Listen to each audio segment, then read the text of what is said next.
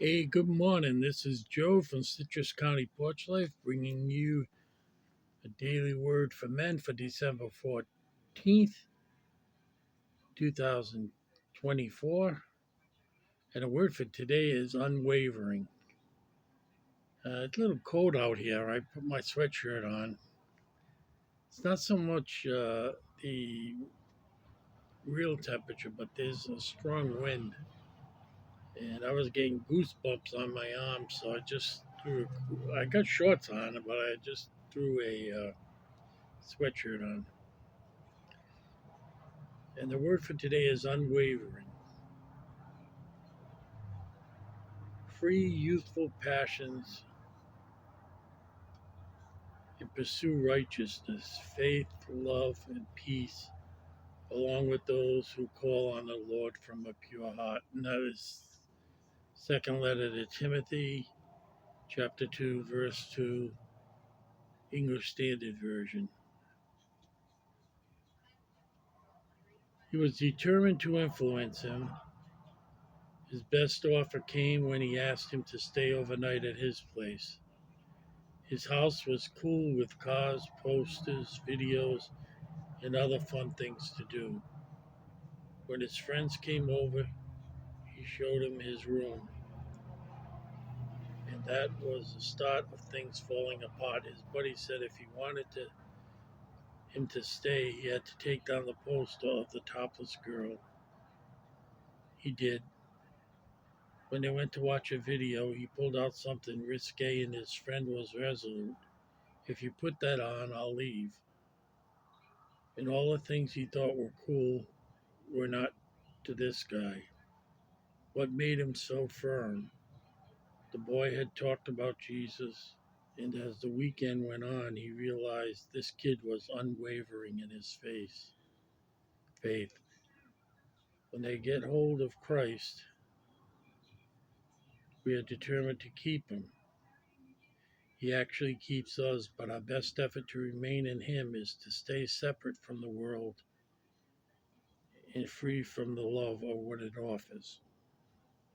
And the question for us is, how are you able to remain unwavering in the face of temptation? Good question. And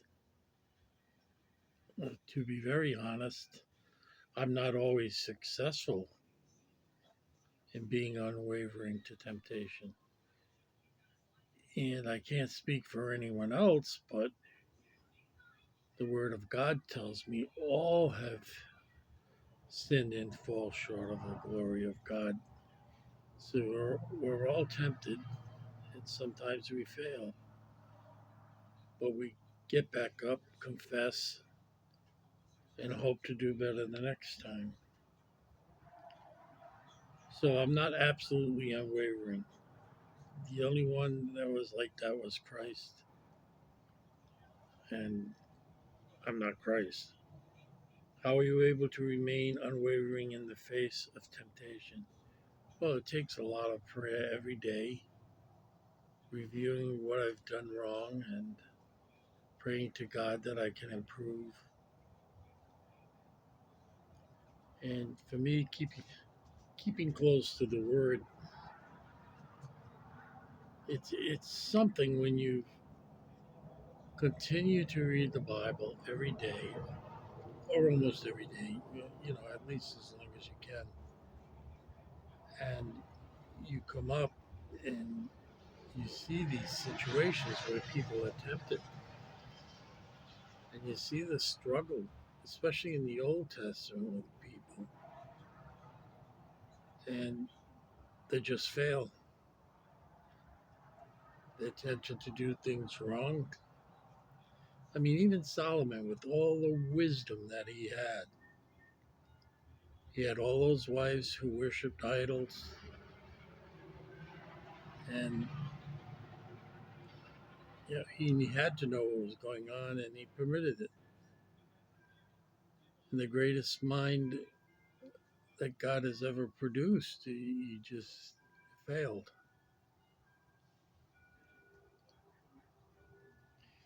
And for me, also, it's asking a question: what would Jesus do? I mean, I don't do that with every single option that I'm given, you know. Uh, but for the big issues in life, interpersonal issues and just the big things. I'm not talking about like what channel or stuff like that on television. I'm talking about stuff of importance that I must decide on. I ask, what would Jesus do? And sometimes it's hard to flesh out the temptation that we're receiving from the devil because it doesn't seem like one. That's part of his power. He can make it even with Adam and Eve in the garden. She said, "No, we're not supposed to do that." Paraphrasing, it won't be that bad. He just doesn't want you to find that stuff out, but don't worry about it. And they should have. So we're constantly surrounded by temptation all day. And so I pray about that I'll be successful in, not sin and temptation as a result of the temptation. But it's always around us, always, always.